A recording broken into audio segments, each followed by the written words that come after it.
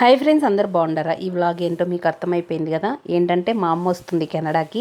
Last వీడియోలో చెప్పాను కదా వీసా వచ్చింది మా పేరెంట్స్కి అనేసి. సో డెలివరీ సపోర్ట్ కోసమని అమ్మ వస్తున్నారనమాట.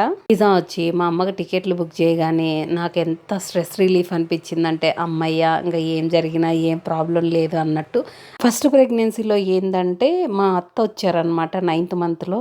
బట్ 9 months శుభ చాలా బాగా చూసుకున్నాడు నన్ను. అసలు అంటే మా అమ్మ లేదు నా పక్కన అని ఆ బాధ లేకుండా చూసుకున్నాడు. ఈసారి ఏమవుతుందంటే ఆయనకి బయట వర్క్ కొంచెం ఎక్కువ అయిపోయిందనమాట.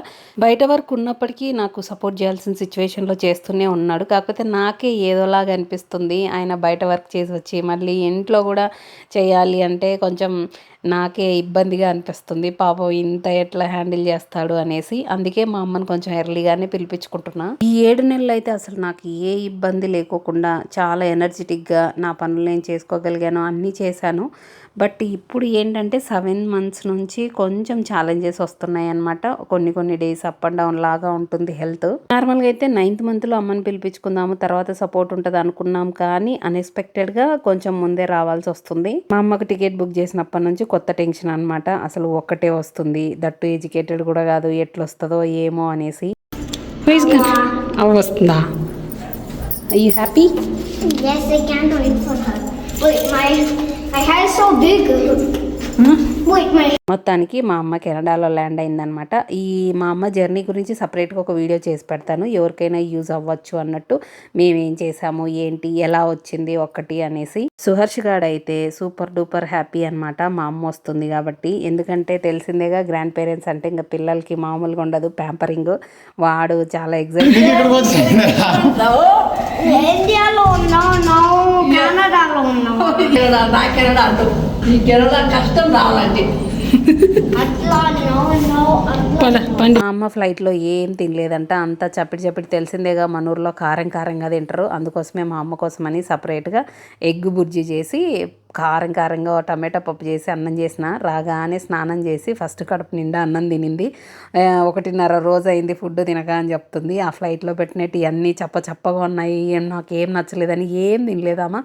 ఏదో కొంచెం నచ్చినట్టు 1-2 కొంచెం అట్లా తిని అట్లా వచ్చింది ఇంటికి. అస్సలు మా అమ్మ అయితే హైదరాబాద్కి ఒక 2 సార్లు, బెంగళూరుకి ఒక 2 సార్లు 3 సార్లు అంతే. బస్ జర్నీలు ఒక 4-5 గంటలు, మహా అయితే 6 గంటలు. అంతకు మించి లాంగ్ జర్నీలు ఎక్కడ పోలేదు. ఆమె ప్రపంచాన్ని పెద్దగా ఏం చూడలేదు. అట్టారిది ఒకేసారి ఇంత పెద్ద లాంగ్ జర్నీ, ఫ్లైట్ జర్నీ అంటే ఆమె కొంచెం ఇబ్బందే ఉంటుంది. మొత్తానికి ధైర్యం చేసుకొని వచ్చింది. ఇంకా నేను ఏడ కంగారు పడుతుందో ఏమో అనుకున్నాలే కానీ కొంచెం ధైర్యంగానే వచ్చింది. వచ్చినప్పటి నుంచి నాకు ధైర్యం ఎక్కువైపోయింది. ఏం జరిగినా మా అమ్మ ముందులే చూసుకుంటారులే అన్నట్టు చిల్ అవుతున్నాను అనమాట. నేను లాస్ట్ వీడియోలో చెప్పాను కదా, నేను జెస్టేషనల్ డయాబెటిక్ వల్ల వెయిట్ పెద్దగా పెరగట్లేదని.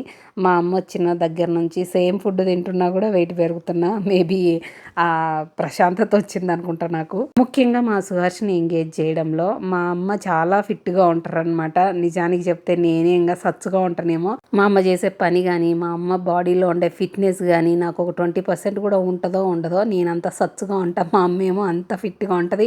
మనిషి ఏమో బక్కగా ఉంటుంది కానీ ఎనర్జీ మాత్రం చాలా ఫుల్గా ఉంటుంది. అట్లాగే ఫ్లెక్సిబిలిటీ కూడా అసలు ఈ ఏజ్లో చిన్నపిల్లలాగే ఉంటుంది, అంత ఎనర్జెటిక్గా ఉంటుంది. కాకపోతే మా అమ్మతో వచ్చిన ప్రాబ్లం ఏంటంటే వర్క్ హాలిక్ అనమాట. పని లేకపోతే పిచ్చి పడుతుంది మా అమ్మకు.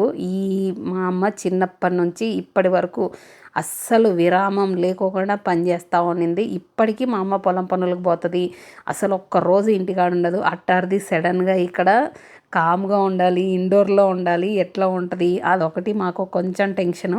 అంతకుమించి పని చేయడంలో ఆమె ఆరోగ్య విషయంలో మాకు ఏ బాధలు లేవు. కానీ ఆమె పని లేకపోతేనే మాకు బాధ. కాళ్ళకి చక్రాలు కట్టుకొని పని చేస్తూ ఉంటారు చూసినావా, ఆ టైప్ అనమాట మా అమ్మ. ఒక్క సెకండ్ ఊరుకుండదు. ఆమె చిన్నప్పుడు ఆడింది లేదు, మా చిన్నప్పుడు మమ్మల్ని ఆడిచ్చింది లేదు. ఎంతసేపు ఆమె కష్టమనే సరిపోయింది. ఇప్పుడు ఏంటంటే మనవడితో మంచిగా చిల్ అవుతుంది, ఆడుకుంటుంది. అంటే నేను ఇంటికాడ ఉన్న రోజులు ఒక 25 ఏళ్ళు మా అమ్మను ఎవరినైతే చూశానో కంప్లీట్గా ఇప్పుడు కెనడాలో డిఫరెంట్ పర్సన్ అనమాట. మాతో తెలిసిందే కదండి, ఆ కాలంలో టైం స్పెండ్ చేసేంత సీన్ ఉండదు. ఎప్పుడు పొలాలు, చేలో పనులు ఇవే ఉంటాయి. మా అమ్మ రాత్రికి ఇంటికి వస్తుంది, తింటుంది, పడుకుంటుంది.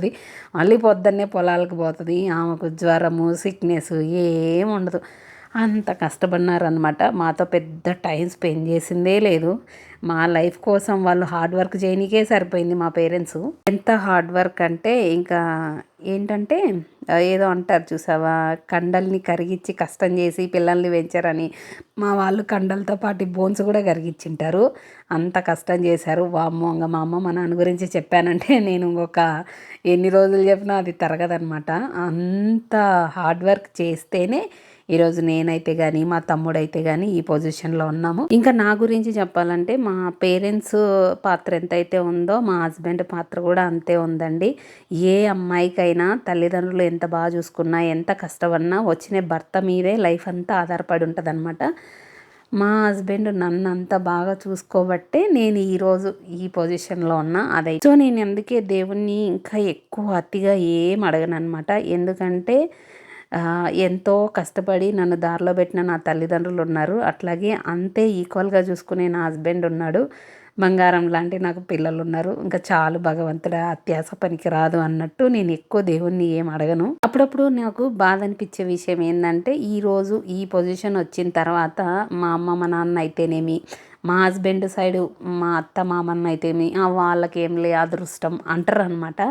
అంటే అందరూ ఎవరైనా కూడా ఈరోజు బాగున్నామంటే అదృష్టం అని మాత్రమే చూస్తారు. కానీ గత 30 సంవత్సరాలు వాళ్ళు వన్న కష్టం అనేది ఎవరు గుర్తుపెట్టుకోరనమాట. ఇప్పుడు మా అమ్మ మా నాన్న ఎంత హార్డ్ వర్క్ చేస్తే ఈరోజు ఈ పొజిషన్లో ఉన్నారు. అట్లాగే మా హస్బెండ్ పేరెంట్స్ ఎంత కష్టపడితే మా హస్బెండ్ని ఈ పొజిషన్లో పెట్టారు అన్నది ఎవరు చెప్పరనమాట. పోనీలే కష్టానికి తగ్గిన ఫలితం వాళ్ళకు ఉంది అని మాట ఎవరు అనరు. వాళ్ళకి ఏం లే అదృష్టం అంటారు. అదృష్టం రావాలి అంటే హార్డ్ వర్క్ కూడా ఉండాలి. హార్డ్ వర్క్కు అదృష్టం తోడైతేనే ఏదైనా కూడా జీవితంలో వస్తుంది. ఎంతో హార్డ్ వర్క్ చేసి ఏదో ఘోరంత అదృష్టం ఉంటే లైఫ్ సెట్ అవుతుంది. సో ఎవరన్నా మీకేం లే అదృష్టం మామూలుగా లేదు అన్నప్పుడైతే నాకు ఒక చిరునవ్వు తప్ప ఏం ఉండదన్నమాట. అంటే ఇదొక్కటే చూస్తున్నారు, మేము ఏం గోత్రు అయ్యాము, ఎంత హార్డ్ వర్క్ చేసాము అనేది ఎవ్వరూ చూడట్లేదే అనిపిస్తుంది. బట్ ఇట్స్ ఓకే, అందరికీ మన హార్డ్ వర్క్ ఎక్స్ప్లెయిన్ చేయాల్సిన అవసరం లేదు కదా. ఇట్స్ ఓకే అనుకున్నా కూడా నేనేమంతా పట్టించుకోను. మంచిదే కదా, పలాని వాళ్ళు బాగున్నారు, పలాని పిల్లలు బాగున్నారు అంటే మంచి పేరే కదా అనేసి జస్ట్ లైట్ తీసుకుంటాను తప్ప వాదించడం ఎప్పుడో మానేశాను అనమాట. నేను సోషల్ మీడియాలో కొంతమంది కడుపు నొప్పి బ్యాచ్ అనమాట. వాళ్ళు ఏంటంటే కొన్ని కమెంట్లు పెడతా ఉంటారు, నేను చూసి చూన్నట్టు వదిలేస్తూ ఉంటా. మొన్న మా పేరెంట్స్కి వీసా వచ్చిందంటే కొంతమంది కమెంట్లు, ఊరోళ్ళు అక్కడికి ఎట్లా పోతున్నారు, ఎట్లా వీసాలు వస్తున్నాయి, అది ఇది అనేసి. వాళ్ళు ఏంటంటే నేరో మైండెడ్ అనమాట. అంటే పెద్ద అంటే వాళ్ళు పేరుకి ఏమో డబ్బులు ఉండోళ్ళు, సిటీలో ఉండోళ్ళు, జాబులు చేసేవాళ్ళు ఏమో కానీ వాళ్ళ మైండ్ మాత్రం చాలా చిన్నగా ఉన్నట్టుంది. ఊరోళ్ళైనా ఫారెన్ వాళ్ళైనా సిటీ వాళ్ళైనా టాలెంట్ అని ఒకటి ఉంటుంది అనమాట. సో టాలెంట్ని బట్టి ఏ కంట్రీ అయినా వీసాలు ఇస్తుంది, అలో చేస్తుంది. మీలాంటి నేరో మైండ్ ఉండదు కదా. కంట్రీ ఇమిగ్రేషన్ ఆఫీసర్స్ ఏనో కొన్ని రూల్స్ పెట్టి వీసాలు ఇస్తున్నారంటే వాళ్ళకి కొన్ని రిక్వైర్మెంట్స్ ఉంటాయి. ఆ రిక్వైర్మెంట్స్కి మేము రీచ్ అవుతున్నాం కాబట్టే వీసాలు వస్తున్నాయి. కొంచెం బుర్ర పెట్టి ఆలోచించండి. లక్ష్మీదేవి కటాక్షం ఏంటంటే అబ్బగారు నాయనగారు కష్టపడి ఆస్తులు కూడా పెట్టింటారు కదా. మీరు ఏ కష్టం చేయకపోయినా లక్ష్మీదేవి కటాక్షం అనేది మీకు ఆటోమేటిక్గా వంశపారంపర్యంగా వచ్చిద్ది అనమాట.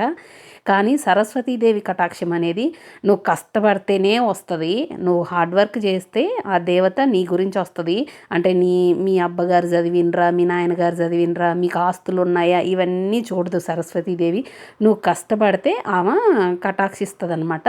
సరస్వతీదేవి కటాక్షం ఉందంటే నువ్వు ఊరు కాదు, ఎక్కడున్నా ఎంత పేద కుటుంబంలో పుట్టినా ఒక స్థాయికి పోతావు.